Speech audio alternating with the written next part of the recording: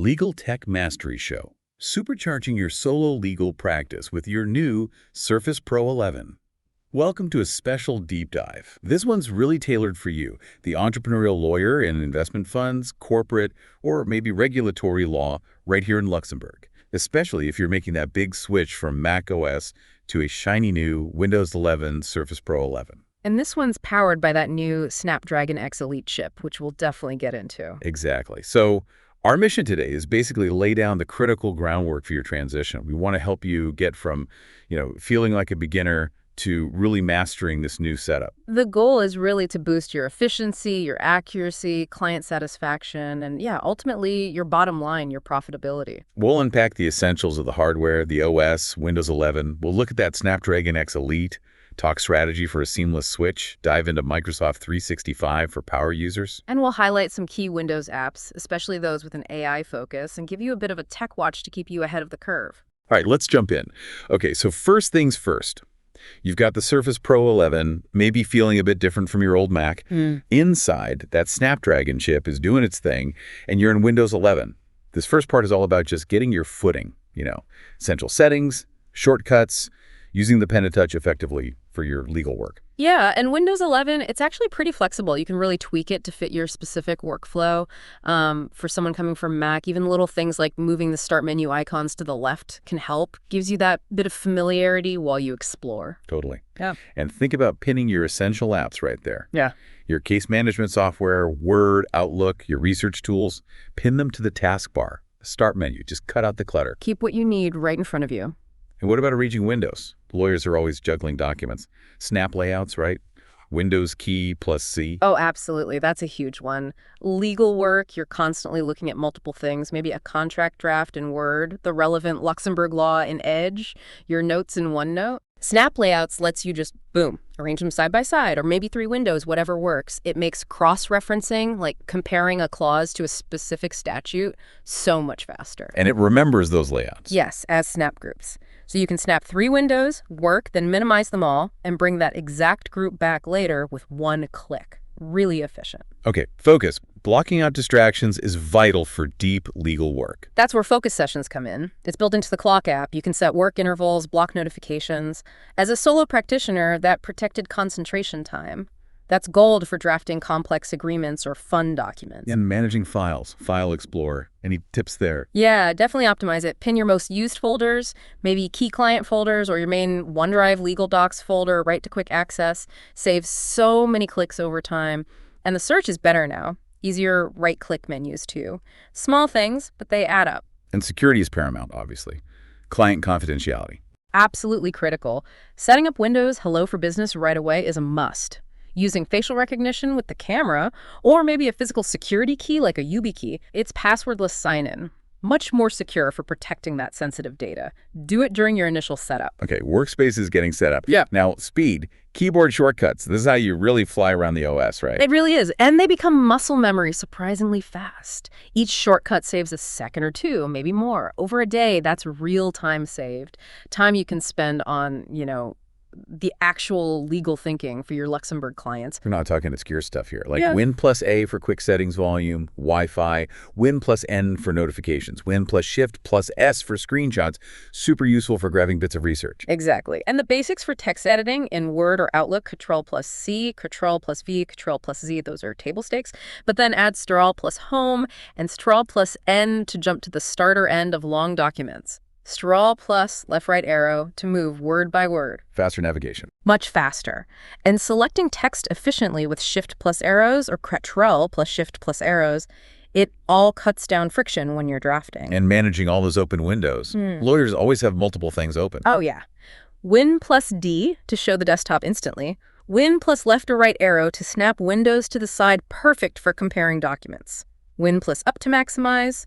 Win plus down to minimize or restore. And Win plus tab for task view. Right, especially useful if you're using virtual desktops to separate client work or different aspects of your practice. And don't forget Alt plus F4 to quickly close the app you're done with. We've actually put together a quick reference table in our show notes listing the key shortcuts for lawyers. broken down by task system navigation, text editing, window management, communication, productivity, definitely worth checking out. It really is about reducing that reliance on the mouse. The less you reach for it, the faster you work, and the more you stay focused on the substance, the investment fund details, the corporate structure, the regulatory nuances in Luxembourg. Okay, let's switch gears a bit. For those who like that tactile feel, the Surface Pen and the touchscreen, this really blends the digital with that familiar pen-on-paper feeling, doesn't it? It absolutely can, and it integrates surprisingly well into legal workflows. Pairing the pen is simple, Bluetooth settings. And you can customize the top button, maybe set it to open OneNote instantly when you need to jot down notes in a meeting, or launch Snip and Sketch to grab part of a document. And writing directly in apps like OneNote or Whiteboard, I can see that being great for brainstorming or taking notes during calls. Definitely. OneNote becomes your digital legal pad. And the fantastic thing is, your handwritten notes become searchable thanks to OCR optical character recognition. Imagine finding a note from months ago just by searching a keyword. That's powerful. It really is. And Whiteboard gives you that infinite canvas for mapping out complex deal structures, litigation strategies, fund flows, whatever needs visualizing. And annotating documents directly, PDFs, Word docs. That seems like a core legal task made easier. Immensely easier. Highlighting key clauses, adding comments directly onto discovery documents, marking up draft filings. You do it right there with the pen. It feels natural. Plus, the pen isn't just for writing tap to click, side button for right click, drag things around. And touch gestures. Yeah, don't forget those. Swipe from the left for widgets, right for notifications, pinch to zoom for scrutinizing details in documents, 3-finger swipes to switch apps or desktops, and in presentations. Using the pen to advance slides, highlight points, make live annotations, it really boosts engagement. So the pen and touch, they aren't just gimmicks. They're designed to make specific legal tasks, note-taking, document review, presentations more intuitive, more efficient, and those digital notes in OneNote. Searchable, shareable, secure. It adds a layer paper just can't match. Plus, Windows Hello secures it all. All right, foundations are laid. Let's talk about the engine inside this thing, the Snapdragon X Elite. This is an ARM-based chip, different from traditional Intel or AMD chips. So how do you optimize performance for your legal software, especially when multitasking? Yeah, the Snapdragon X Elite is built on ARM architecture, which is known for being really power efficient. So the big potential benefits for you are longer battery life and a device that runs cooler even when you're working hard. The key, though, is understanding how your software interacts with this type of processor. We hear native versus emulated apps. What does that practically mean for a lawyer using this Surface Pro? So native ARM64 apps are built specifically for this chip. They'll run the best, fastest, most responsive, best battery life. The good news is many core apps are already native ARM64 now. Think the whole Microsoft 365 suite, Word, Excel, Outlook, Teams, plus browsers like Edge, Chrome, Firefox. Those will fly. Okay, that covers a lot of ground. But what about, say, older legal practice management software or specialized tools? Right. That's where emulation comes in. Windows 11 on ARM has this technology called Prism. It's like a translator that lets many apps designed for older by 86 by 64 processors run on the ARM chip. Microsoft's done a lot of work on it, and it's generally pretty good, but there can sometimes be a performance hit. It might feel a little slower or use a bit more battery than a native app. And some apps, especially ones that need very specific hardware drivers or are quite old, might have compatibility issues or just might not run smoothly. So how does our listener figure out if their essential legal software, the stuff they really rely on, will work well? You've got to do a little homework. First stop, the software vendor's website. Look for any mention of Windows on ARM or ARM64 support. For practice management like Clio, check their system requirements or support pages. Web-based research tools like LexisNexis or Westlaw, those should be fine in a native ARM browser like Edge or Chrome. What about document management systems, DMS? Yeah. Like iManage or Nick Documents? Those can be more complex. iManage, for instance, currently doesn't have official native ARM support, so that's a big consideration if it's central to your workflow. NetDocuments has a strong web focus, so browser access is likely good, but you'd want to double-check any desktop components they offer. There are also community sites like workisonwoe.com that try to track compatibility, which can be helpful. And this MPU. Neural processing unit. What's a practical benefit for a lawyer? Ah, the NPU. That's really about future-proofing. It's a dedicated chip designed to accelerate AI tasks right on your device. Think about things like Microsoft Copilot summarizing a long document or helping draft an email. Doing that, AI processing locally can be faster, use less power, and critically, potentially offer better privacy for your sensitive client data, rather than sending it all to the cloud. Okay, battery life. Always crucial for lawyers on the go. The Surface Pro 11 has good specs, but how do you maximize it day to day? Well, the ARM architecture itself is a big help. It's just more efficient. Beyond that, manage your Windows power settings. Check which apps are draining the battery. Keep your screen brightness as low as is comfortable. Close apps you aren't using, especially any that might be running under emulation. Stick to native ARM apps when you can. Makes sense. Wi-Fi, Bluetooth off if not dated. Exactly. Limit background app activity. And keep Windows and your apps updated. Updates often include power optimizations. It's a combination of the efficient hardware and smart usage habits. So, bottom line, most mainstream stuff will run fine, especially Microsoft's own apps. But for specialized legal tech or older peripherals, you need to verify compatibility. Precisely. Driver compatibility is key for things like printers or scanners. You need ARM64 drivers. Check the manufacturer's site. Some niche utilities that heavily modify Windows might have issues. And, for instance, the old Windows Fax and Scan feature, not available on ARM, you'll need an alternative. So do your due diligence on critical software and hardware. Absolutely. The promise of ARM is great battery life, instant-on capability, good speed, especially with native apps. Emulation is generally good, but compatibility for every single piece of software isn't guaranteed yet. That NPU, though, is a strong forward-looking advantage as AI becomes more integrated into legal work. Okay, device setup.check. Understanding the processor.check. Now, the big one, moving your actual work, your digital life, from macOS, iOS, Google, over to Windows and Microsoft. This needs to be smooth, right? Especially for a solo lawyer, downtime is lost billable time. Absolutely critical. Efficient data migration is step one. Let's tackle notes first. Many lawyers rely heavily on apps like GoodNotes, Notability, Concepts, maybe Apple Freeform, especially on iPads. Yeah, handwritten notes are huge. How do you bring those over to the Surface Pro? The most reliable way is usually exporting them as PDFs from the original app. Now, the downside is you lose the ability to edit the original ink strokes directly within that PDF file. However, But OneNote can help. Exactly. OneNote has excellent OCR optical character recognition.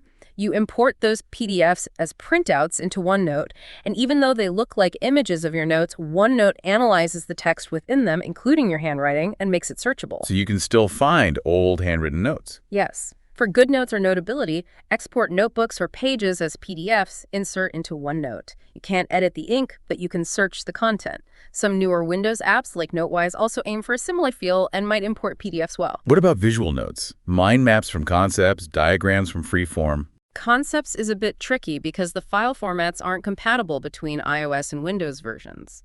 Best bet is to export from Concepts on your iPad as SVG, PDF, or PNG, then import that image into Microsoft Whiteboard or even the Windows version of Concepts. Same idea for Apple Freeform export as PDF, import into Whiteboard. You preserve the visuals, but they become static images. Okay, so PDF export is the key for most note apps, leveraging OneNote's OCR for searchability. We'll have a table in the show notes summarizing these paths and potential limitations.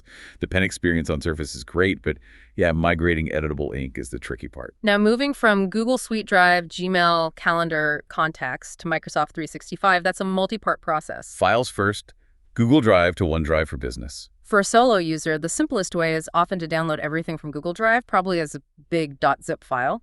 Then you upload that zip or BETL, the extracted folders, into your OneDrive folder in Windows File Explorer. It then syncs up to the cloud. Sounds straightforward, if maybe a bit time-consuming depending on data size. It is. Best to organize your Google Drive folders before you download. Makes the upload to OneDrive cleaner. And keep an eye on the sync status in File Explorer. Gmail to Outlook. That feels critical for communication. Microsoft offers an IMAP migration tool in the M365 Admin Center. It's a bit technical, might need app passwords for Gmail. Alternatively, third-party tools like BitHeight and MigrationWiz can be more robust using the Gmail API, but they often have a more involved setup and might cost money. Calendars and contacts.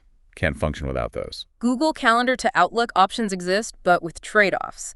You can subscribe to your Google Calendar using its iCal URL, but that's usually view-only in Outlook. You can export Google Calendar as an .ics file and import it, but that's just a one-time snapshot, no ongoing sync. So no easy two-way sync built in. Not reliably for Calendar. True, real-time two-way sync often requires a third-party service. Calendar Bridge is one example people use. Contacts are usually easier, though. Yeah, so. You can typically add your Google account directly to the Windows People app. That app integrates with Outlook and usually sets up a proper two-way sync for your contacts automatically. That generally works pretty well. Okay, so contacts are easier than calendar sync. Again, we'll summarize these sync methods and their reliability in the show notes table. Now, what about using your iPhone and Apple Watch alongside the Windows Surface Pro? It's doable, just different from the all-Apple world. Yeah, not quite the seamless integration, but you can make it work. Definitely. Apple has an Apple Devices app in the Microsoft Store now. It sort of replaces iTunes for managing your iPhone locally, syncing music, movies, photos if you don't use iCloud Photos, doing backups, iOS updates via USB or Wi-Fi sync. Okay, and for iCloud stuff, photos, Drive files. There's the iCloud for Windows app, also from the Microsoft Store. Install that, sign in with your Apple ID, and it syncs your iCloud photos, Drive, Mail, Contacts, Calendar, even Safari bookmarks with Windows apps like File Explorer and Outlook. What about seeing iPhone notifications on the PC or making calls? Microsoft has the Phone Link app. It connects your iPhone via Bluetooth and an app on the phone. You can then see notifications, receive calls, even handle iMessages to some extent right on your Surface. Pairing uses a QR code. Does it work well? Reliability can be variable. Some find it great, others find it a bit inconsistent. And there are some privacy aspects to consider, as with any app linking devices like this. Worth trying, but manage expectations. And the Apple Watch, how does that fit in? The watch is still mostly managed by the iPhone. Health data syncs to the iPhone's Health app, backed up to iCloud. Not much direct Windows interaction. One workaround for tasks. If you use Microsoft To Do, you can sync it with Apple reminders on your iPhone, and those reminders will then show up on your watch. A bit of a bridge then. Exactly. Yeah. Moving from Apple's walled garden requires figuring out these bridges and tools to keep your essential data flowing between your devices. All right, migration handled. You're settled into Windows. Let's level up with Microsoft 365.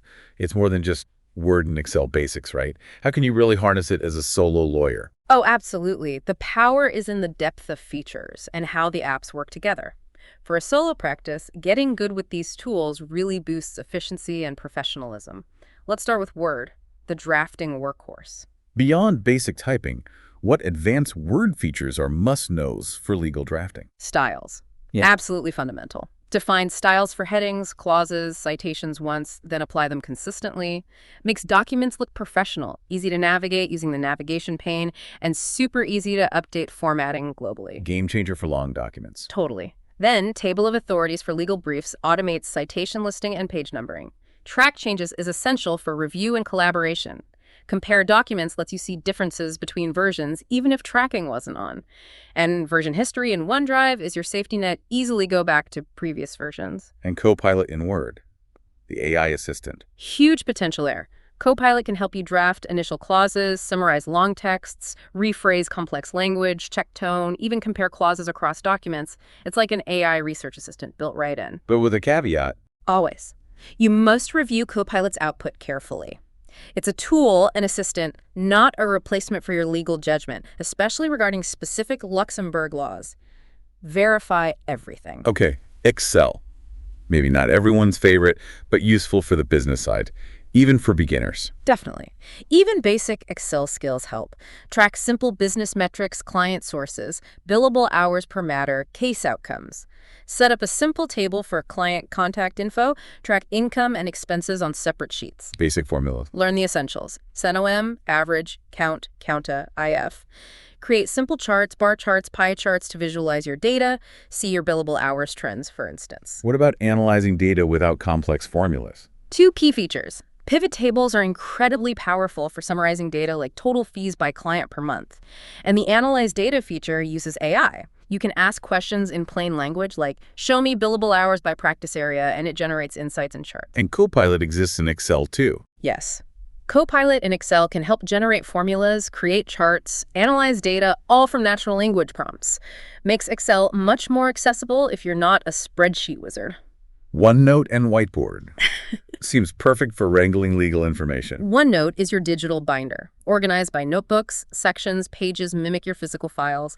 Embed everything. Typed notes, handwritten notes with the Surface Pen, searchable PDFs you can annotate, images, audio recordings. Searchable handwriting is key. It is. Plus tags for categorization, to-do, important, client X, templates for recurring tasks, intake forms, meeting notes, and great integration. Send emails from Outlook to OneNote, link to files. And Whiteboard. Whiteboard is for visual thinking, freeform brainstorming, mind maps, flowcharts for fund structures or litigation strategy. Use ink, sticky notes, images. There are alternatives too, like Concepts for Windows or Miro Mural for web-based collaboration. Copilot is also coming to OneNote to summarize notes, create checklists, etc. The integration between these M365 apps seems crucial for solo efficiency.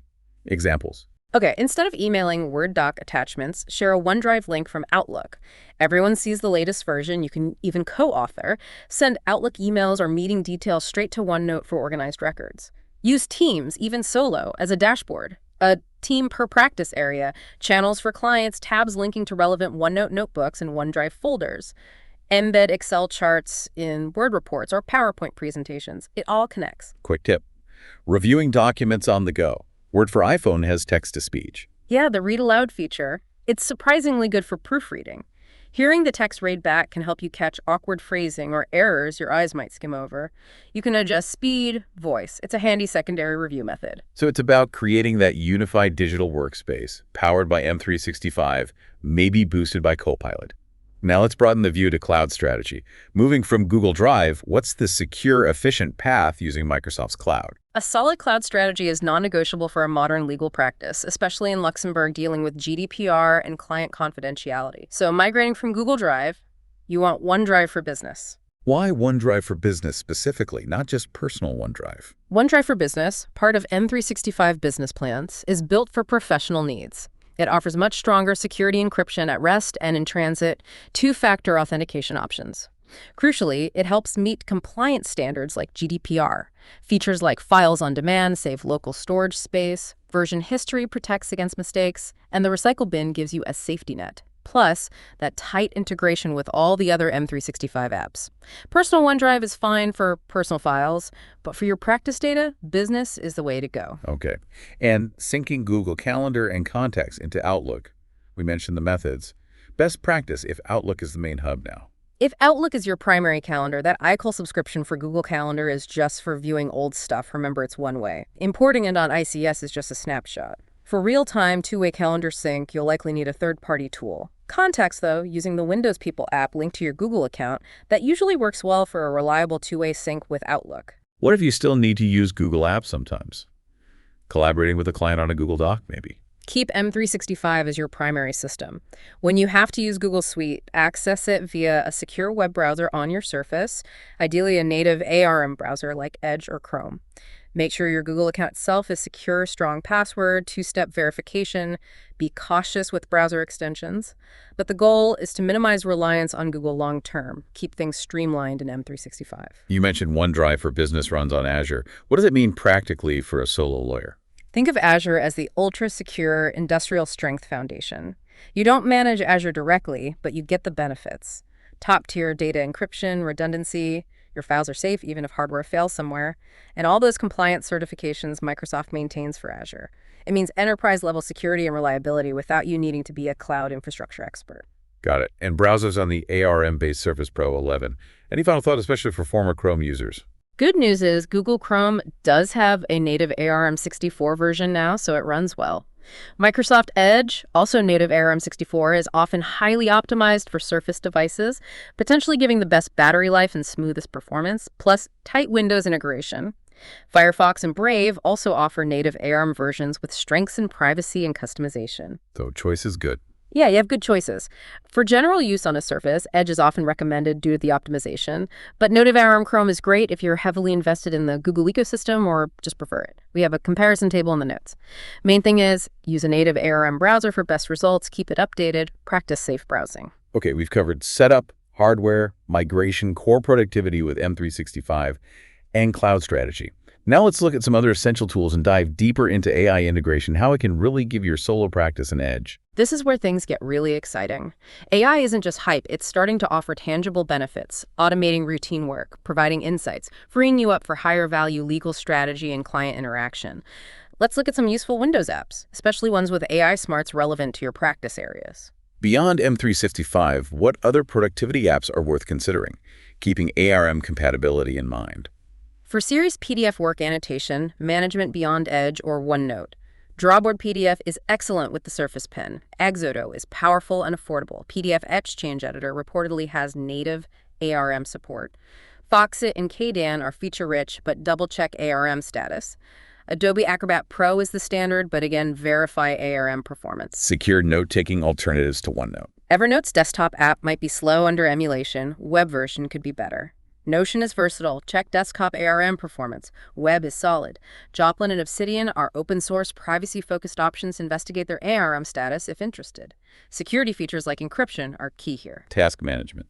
Mind mapping. Microsoft To Do is integrated. Trello, ClickUp, Asana are great web-based options. For mind mapping, Xmind exists. Check ARM status. Mind Map Maker is an Excel add-in. And don't forget, Microsoft Whiteboard itself is great for visual brainstorming. What about creating simple media, maybe short client explainers or even a podcast? Easy, ARM-friendly tools. Audio. Audacity is free, powerful, but likely emulated on Windows ARM, so test performance.